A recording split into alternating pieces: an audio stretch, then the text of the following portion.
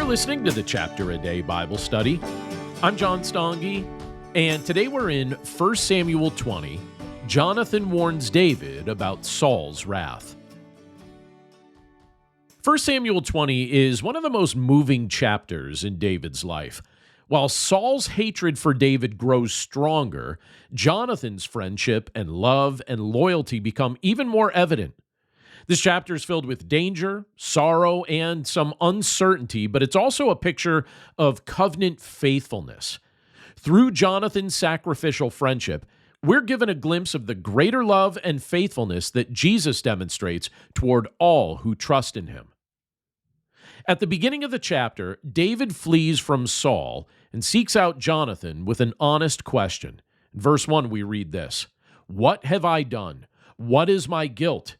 And what is my sin before your father, that he seeks my life?" David knows Saul wants him dead, and yet he can't understand why. He hasn't rebelled against the king. He's faithfully served him, defeated Israel's enemies, and honored Saul's household. David's suffering isn't the result of wrongdoing, but of Saul's jealousy and hardened heart. Jonathan initially struggles to believe that his father would hide such a plan from him. And yet, instead of dismissing David's concerns, he listens carefully and he agrees to help uncover the truth. Their friendship is built on honesty and trust. Jonathan doesn't ignore difficult conversations. Instead, he seeks the truth while remaining committed to his friend. David proposes a test involving the upcoming new moon feast. If Saul reacts angrily to David's absence, they'll know that Saul truly intends to kill him. Jonathan agrees to observe his father's response and then communicate the results through a carefully planned signal involving shooting arrows in a field. Before carrying out the plan, Jonathan reminds David of the covenant they've made together. In verses 14 and 15, we read this: "If I am still alive, show me the steadfast love of the Lord, that I may not die. And do not cut off your steadfast love from my house forever, when the Lord cuts off every one of the enemies of David from the face of the earth." Jonathan recognizes something remarkable. Although he is the heir to Saul's throne, he knows that God has chosen David to become Israel's next king. And rather than fighting against God's will or clinging to his own position, Jonathan humbly submits to the Lord's plan. This, by the way, is an extraordinary act of faith. Most princes throughout history would have viewed David as a rival to eliminate. Jonathan instead becomes David's protector. He chooses obedience over ambition and covenant love over personal advancement. Well, the feast unfolds exactly as David expected. On the first day, Saul notices David's absence, but he says nothing that day. But then on the second day, he asks where David is, and Jonathan repeats the explanation David had given him, and Saul immediately erupts in rage. And his words reveal both his hatred for David and his disappointment in Jonathan. In verse 31, we read this: "For as long as the son of Jesse lives on the earth, neither you nor your kingdom shall be established. Therefore send and bring him to me, for he shall surely die." Saul believes the kingdom belongs to Jonathan by right, and he can't understand why his own son would support David instead of protecting his potential future as a king. But Jonathan courageously confronts his father. In verse 32, he says this: "Why should he be put to death? What has he done?" It's a simple question that Saul can't answer. David has committed no crime deserving death. Saul's hatred has become completely irrational. Well, rather than responding with reason, Saul takes his spear and he hurls it at Jonathan.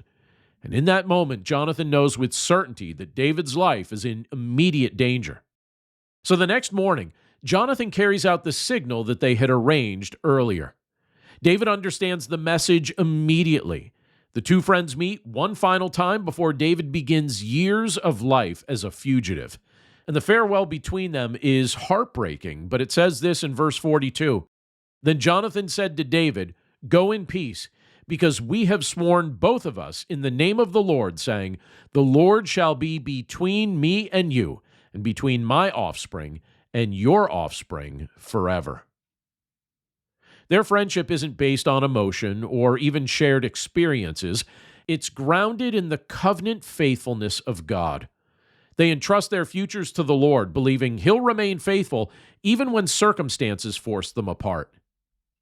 And this chapter does a beautiful job of pointing us toward Jesus, because like David, Jesus was the innocent king who was rejected without cause.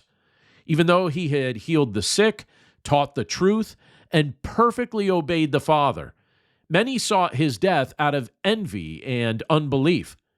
Jesus himself quoted Psalm 35 when he said this in John 15:25, "They hated me without a cause."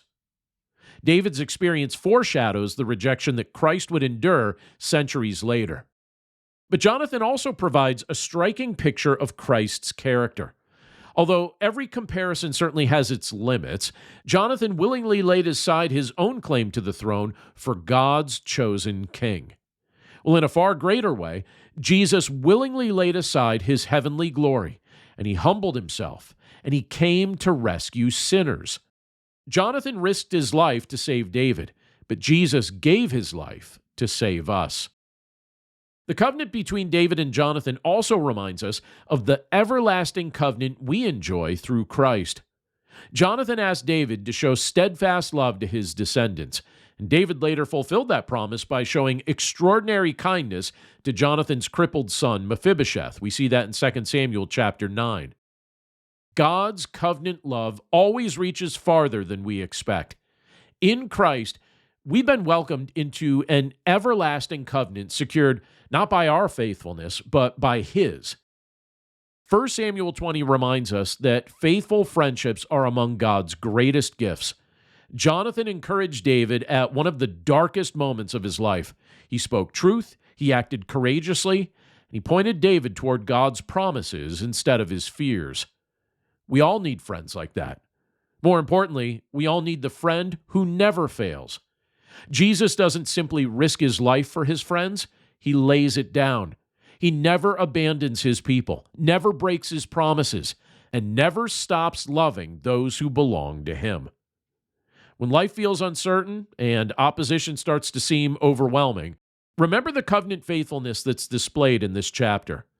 God remained with David even when he lost his home, his position, and his closest friend. And in the same way, Christ remains with us through every trial. His steadfast love never changes. His promises never fail. And his kingdom will never end.